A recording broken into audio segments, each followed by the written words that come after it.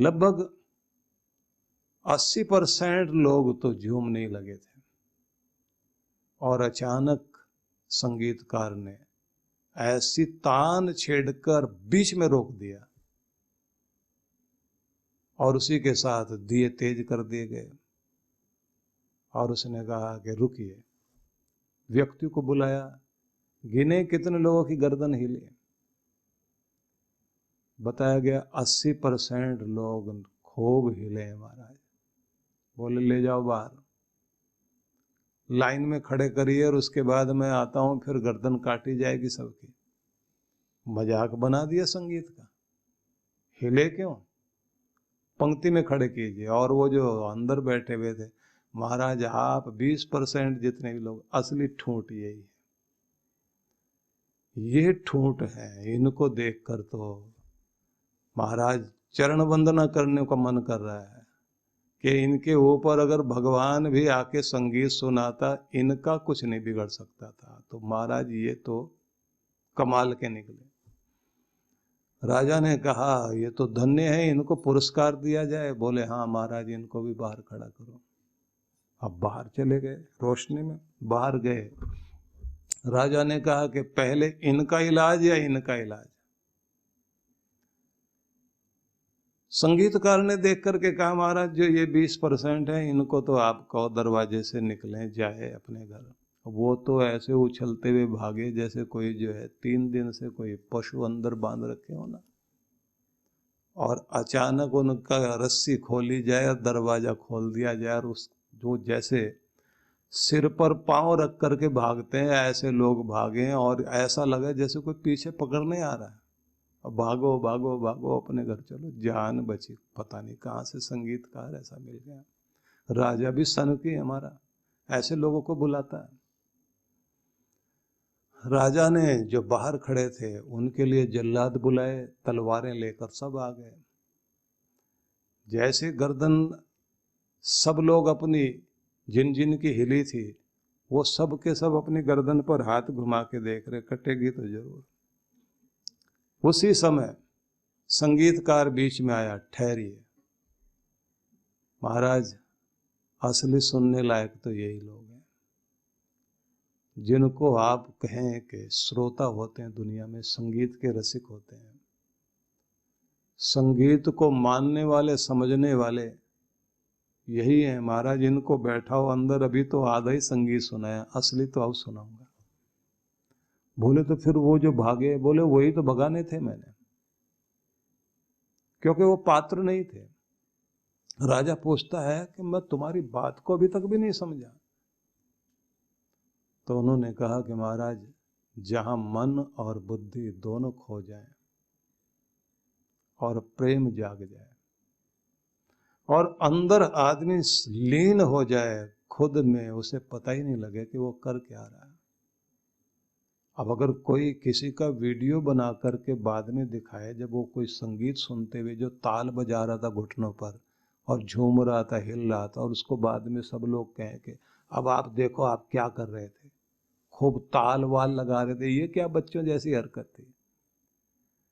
आदमी कहेगा बहुत आनंद ले रहा था मैं उस समय, पर तुम्हें कोई साज बजाना आता है या नहीं? बोले मैं उसके साथ ऐसा सोच रहा था कि जैसे मैं भी बजाने वालों में शामिल हूं, मैं भी गाने वालों में शामिल हूं। वो इस तरह की हरकत करता है, उसे खुद पता नहीं होता। क्योंकि ये बात ध्यान रख लीजिए कि संगीत में जाते ही आप लीन हो जाते हैं, और जब तक तल्लीन ना हो जाएं, जब तक आप उसके अंदर रस ना लेने लग जाएं, जब तक आप झूमने ना लग जाएं, तो इसका मतलब अभी सुना ही नहीं है, आप उसमें प्रवेश किया ही नहीं है।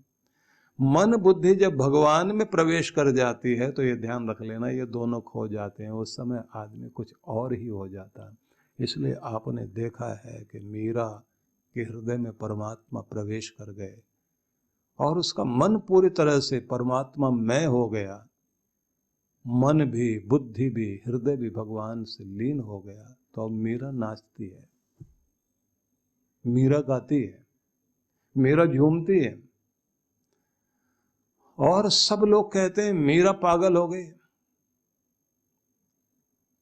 अब मीरा ये कहती है कि ये खजाना जिसको मिल जाएगा वो तो इस स्थिति में आएगा ही आएगा। इसलिए ध्यान रखिए कि आप जब मन और बुद्धि भगवान को सौंप देते हैं, उसमें जब लीन हो जाते हैं तो मन भी खो जाएगा, बुद्धि भी खो जाएगी, और क्या रह जाएगा? आप भी आप नहीं रह जाओगे। मैं कौन, मैं कहाँ, मैं किस स्थिति में, ये भी पता नहीं रहेगा। जैसे वो संगीतकार गा रहा है और लोग कहाँ बैठे हैं उन्हें खुद होश नहीं है, वो क्या कर रहे हैं उन्हें पता ही नहीं है। वो झूम रहे हैं, वो तो बस एक आनंद में आ गए हैं। बस वैसी प्रकृति, वैसी ही स्थिति आपकी होने लग जाती है जब आप भगवान में लीन होते हैं। इसलिए ध्यान के माध्यम से जाओ, भजन के माध्यम से जाओ, जाप के माध्यम से जाओ, जिस भी माध्यम से आप अपने मन को खो दें, बुद्धि को खो दें, परमात्मा में पहले मन को एकाग्र करना, बुद्धि को लीन करना, और उसी में लगाते लगाते आप अंदर खो जाएं। माला चलाते चलाते एक स्थिति ऐसी आ जाए कि आपके होठ भी बंद हो जाए, आपका उच्चारण भी बंद हो जाए, आपकी बुद्धि भी सोचना छोड़ दे, और आप जहाँ हैं वहाँ स्थिर हो जाएं। बस समझ लेना कि माला का कार्य पूरा हो गया, आपके जप का कार्य पूरा हो गया, क्योंकि आप पहुंच गए, आप लीन हो गए। लीन होना ही जरूरी है। इसलिए बड़ा अद्भुत संदेश नारद भक्ति सूत्रों में दिया गया है कि भक्ति क्या है? सातु अस्मिन परम प्रेम रूपा। परमात्मा के प्रति परम प्रेम का नाम ही भक्ति है। अमृत स्वरूपाच, वह व्यक्ति के अंदर अमृत को उत्पन्न करने वाली शक्ति है। यद लब्ध्वापमान सिद्धो भवति, जिसको पाकर के व्यक्ति सिद्ध हो जाता है, सफल हो जाता है। अमृतो भवति, अमृत हो जाता, तृप्तो भवति, और तृप्ति मिल जाती, कुछ और पाना बाकी नहीं, अब कुछ और नहीं चाहिए, बस तुम प्रभु तुम मिल गए तो और क्या चाहिए। तुम्हारे होने से सब कुछ मेरे पास है, जब तुम ही नहीं हो तो फिर कुछ भी नहीं है। इसलिए कहा न किंचित वांछति, भक्ति में बढ़कर आगे व्यक्ति कुछ मांगता नहीं है, इच्छा नहीं होती। न वांछति, न सोचती, कोई शोक नहीं, न द्वेष्टि, किसी से कोई बैर नहीं। नारद ऋषि ने भक्ति के सूत्र दिए, बहुत अद्भुत सूत्र दिए कि मन लीन हो गया, बुद्धि लीन हो गई, अब तुम प्रेम पूर्ण हो गए, और प्रेम पूर्ण हो गए तो भक्ति चरम तक तुम्हें लेकर जा रही है। न मन न बुद्धि, कुछ भी नहीं, क्योंकि ये जगह वो है जहाँ मन काम नहीं करता, जहाँ बुद्धि काम नहीं करती, यहाँ हृदय काम करता है, यहाँ प्रेम का स्थान है, ये प्रेम नगर है, ये प्रेम का मंदिर है। क्योंकि प्रेम पूर्ण होकर के ही परमात्मा के प्रेम को पाया जा सकता है, ये सीधा नियम है। प्रेम में भरपूर होकर के ही आप परमात्मा के अतिशय प्रेम को प्राप्त कर सकते हैं। और जब आप प्रेम पूर्ण होते हैं तो आपको बहुत बहुत प्रेम वापस दिया जाता है। शांत भाव से चित्त को स्थिर करते हुए, प्रेम पूर्ण रहते हुए, अपने आप को परमात्मा का नाम जपते जपते लीन होने दें, तल्लीन होने दें, खो जाने दें, भगवद मैं हो जाएं, भावपूर्ण हो जाएं। मैं नहीं, बस तू ही तो, तू ही तो, तू ही तो, तू तो करता तू भया, मुझ में रही ना हूं।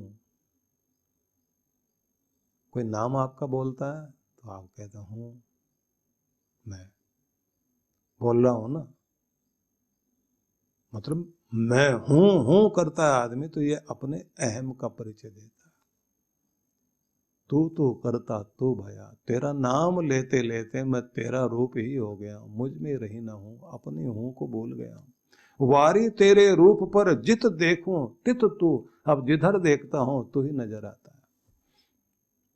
हर बच्चे में अपना बच्चा दिखाई देने लग जाता है, और माँ को जब बहुत प्रेम पूर्ण होती है, माता पिता के सामने किसी का बच्चा भी रो रहा हो तो एकदम वो मुड़ के देखते हैं कि मेरा बच्चा तो नहीं है, और गुस्सा आता है उनको रुलाने वाले को देख के, और जाके डांटेंगे, चुप कराओ ना बच्चे को। और कोई लोग तो डांट देते, तुम्हारा बच्चा है क्या, तुम क्यों बोल रहे हो, हमारा है, रो रहा है तो रो रहा है, हमें पता है क्यों रो रहा है। आदमी कहता बर्दाश्त नहीं हो रहा, रोता हुआ नहीं देखा जा रहा, क्योंकि अपना बच्चा याद आ रहा। जब आप प्रेम पूर्ण हो जाते हैं, दुनिया भर के बच्चे अपने बच्चे लगने लग जाते हैं। करुणामय हो जाए तो किसी का दुख बर्दाश्त नहीं होता। ये प्रेम जागृत हो गया तो भगवान से आपको जोड़कर किस रूप में आपको बना देता है, आप खुद आश्चर्यचकित हो जाते हैं। लेकिन इसके लिए जरूरी है, कहते हैं कि किसी नियम के अधीन जिंदगी को कर लेना सबसे पहले जरूरी होता है। कोई नियम अपने जीवन में ले लीजिए और वो नियम परमात्मा के लिए है, ये मान करके आप उधर चलें। और उसके बाद आता है आत्मसंवाद, खुद से खुद के साथ वार्तालाप करना। स्वामी रामतीर्थ ये प्रयोग करते थे, उस पर भी हम लोग चर्चा करेंगे। लेकिन एक और बिंदु है जिस पर आप ध्यान देंगे कि अखंड है परमात्मा, अखंड दीप उसके लिए जलाया जाता, अखंड भक्ति की जाती, अखंड भंडारा करते हैं लोग, अखंड कीर्तन उसके लिए करते हैं। तो उसको प्राप्त करने का नियम यह है कि आप भी मन को अखंड कर लें, स्वयं को भी अखंड कर लें। मतलब मन के टुकड़े खंड खंड खंड में मन रहता है, थोड़ा यहाँ थोड़ा वहाँ थोड़ा वहाँ। यहाँ बैठे बैठे भी आपका ध्यान जो है न जाने कहाँ कहाँ घूम करके आ जाएगा। जब आप अखंडित मन को कर लेते हैं, टूटे ही नहीं, बटे ही नहीं, बिखरे ही नहीं, जाए नहीं कहीं, एक जगह अखंड बना ले, तो अखंड रस परमात्मा का मिलना शुरू हो जाता है। इसलिए मन को टुकड़ों में नहीं बंटने देना चाहिए। जिस काम में लग गए। इसलिए प्रैक्टिस करनी होती है कि आप कोई भी काम कर रहे हैं तो उसमें पूरा मन अपना लगा दीजिए। भोजन करते समय भोजन में पूरा मन रहे, संगीत सुनते समय संगीत में, हंसने पर आ गए तो हंसने की बात कुछ देर तक का नियम बना लें कि अभी हास्य रस में है, तो अभी जिंदगी में के रोम रोम को आप संगीत से जैसे भर लेते हैं, ऐसे आप हास्य से भर रहे हैं। कोई भी काम करें पूर्ण एकाग्रता, खंडित मन ना होने दें। तो अखंड दीप चाहिए, अखंड भजन, अखंड सेवा, अखंड का नियम इस तरह हो जाए कि अगर भंडारा भी करना हो तो फिर किसी दिन अखंड कीर्तन चला है तो अखंड भंडारा चले। अटूट भंडारा करते हैं लोग, बीच में टूटे नहीं। अटूट रूप में ही मन को रखना है आपने, टूटे नहीं, एक ही तरफ लगन लगी रहे, उसी में आप खाएं, बैठें, विचारें। खेलते खेलते बच्चों को जब अपने खेल में मग्न हो जाते हैं तो चोट भी लग जाए तो उन्हें पता भी नहीं लगता, खून बहने लग जाता है और कोई देख करके कहे तुम्हारे तो पांव में खून निकल रहा है। अब वो दर्द नहीं हो रहा उसको, क्योंकि अपने खेल में लीन है, पर खून को देखते उसको लगता मां मारेगी, अब कहां चोट लगवा के आया। अब सहानुभूति लेने के लिए पहले रोना शुरू करेगा। अब रोना शुरू किया तो माँ उसको डांट नहीं रही, गले लगा के कहती है मेरे बच्चे को बहुत दर्द हो रहा है, क्या हुआ था बेटा, किसने मारा। अब सहानुभूति वाली बात, और वो अंदर से जानता है कि मैं ड्रामा कर रहा हूँ, कोई दर्द वर्द नहीं है। लेकिन जब सब लोग अरे तुम्हें तो बहुत ज्यादा लगी, फिर उसे दर्द होना शुरू होता है। हाँ सच में ज्यादा लगी, मुझे तो पता ही नहीं लगा, गरम गरम चोट थी। अब महसूस करा दिया गया तो उसको महसूस होने लगा कि हाँ चोट लगी है। जब आप लीन हो जाते हैं, दर्द भूल जाएंगे दुनिया के। जब परमात्मा में खो जाएंगे तो भूल जाएंगे सबको। तो टूटने ना दें, बिखरने ना दें मन को। और जब अखंड रस लेने लग जाते हैं तो भीतर गुरु के संदेश मिलने शुरू हो जाते हैं। गुरु तब आपके अंदर बोल रहा होता है। पहले तो आपको सुनने की आदत डालनी होती है कि बाहर बैठे सत्संग में गुरु बोले आप सुन रहे हैं। एक समय वो आता है जब आपको अपने अंदर से गुरु की आवाज सुनाई दे रही होती है, और एक समय वो आता है कि जब आप अपने ध्यान में वहां पहुंच जाते हैं, जब भगवान की आवाज सुनाई देने लग जाती है, और तब आपके अंदर मंत्र उतरते हैं। और वो स्थिति होती है किसी ऋषि की।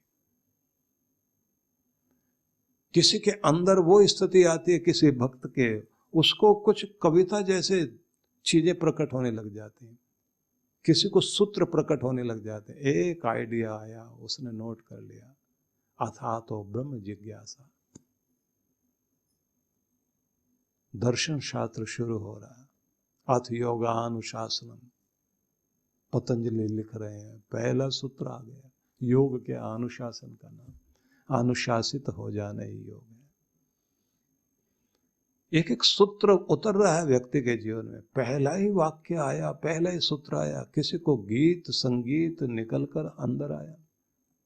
गुरु नानक देव के स्वरूप को देखिए, उनके अंदर जो है भक्ति और ज्ञान शब्द बनकर उतरा। कबीर के अंदर देखिए, महात्मा बुद्ध के संदेशों को आप देखें, और महावीर स्वामी के तो सूत्र देखिए आप, एष धम्मो सनातन, महावीर स्वामी कह रहे हैं। तो मैं ये निवेदन करना चाहता हूं कि आपको अखंडित होना चाहिए। दूसरी बात जो बहुत महत्वपूर्ण है, प्रभु का सेवक बनना है। अगर आप चाहते हैं कि आपके जीवन में वो चमत्कार घटे जो जिसके बारे में सुना करते हैं आप, तो वो चमत्कार तभी घटेगा जब आप परमात्मा के सेवक बने। और सेवक बनने का मतलब होगा कि परमात्मा की राह में आपने कुछ दांव पे लगाना, अपनी प्रतिभा लगाओ, भगवान के मार्ग में अपना टैलेंट यूज कीजिए, अपने टैलेंट से दुनिया को फायदा दो, अपनी क्षमता का फायदा दो, अपने गुणों का फायदा दो, अपने तन से सेवा करते हुए फायदा दो, अपनी विद्या से फायदा दो। जिस चीज को आप जानते हो, धन का गुण है आपके पास, धन कमाने का, धन के माध्यम से आप परमात्मा की सेवा करिए। विद्या है, विद्या के माध्यम से परमात्मा की सेवा कीजिए, मतलब परमात्मा के बंदों की सेवा करते हुए परमात्मा के प्रिय पात्र, प्रेम पात्र बनना। तो इसमें हम लोग और आगे चलेंगे, लेकिन मैं पहले आपसे ये कहूँगा कि आपकी आत्मा लगातार अपने प्रभु को खोज रही है, क्योंकि आनंद की खोज ही हमारी यात्रा है, और उसी यात्रा में हम सब लोग निकले हैं। वृंदावन ध्यान साधना शिविर। भगवान श्री कृष्ण की लीला भूमि वृंदावन में पहली बार ध्यान साधना शिविर में भाग लेने का सुनहरा अवसर। आइए, जहां बाल कृष्ण का बचपन बीता, वहां ध्यान की यात्रा करें। परम पूज्य सद्गुरुदेव श्री सुधांशु जी महाराज एवं डॉक्टर अर्चिका दीदी जी के पावन सानिध्य में श्री कृष्ण ध्यान योग 12 से 16 नवंबर 2025। स्थान भारती उपवन, विजयंती धाम, जगत गुरु श्री निम्बारकाचार्य द्वार के पास, छठी करा रोड, वृंदावन, उत्तर प्रदेश 281121। आयोजक विश्व जागृति मिशन। पंजीकरण व अधिक जानकारी के लिए संपर्क करें 9589938938, 9685938938, 8826891955, 9312284390।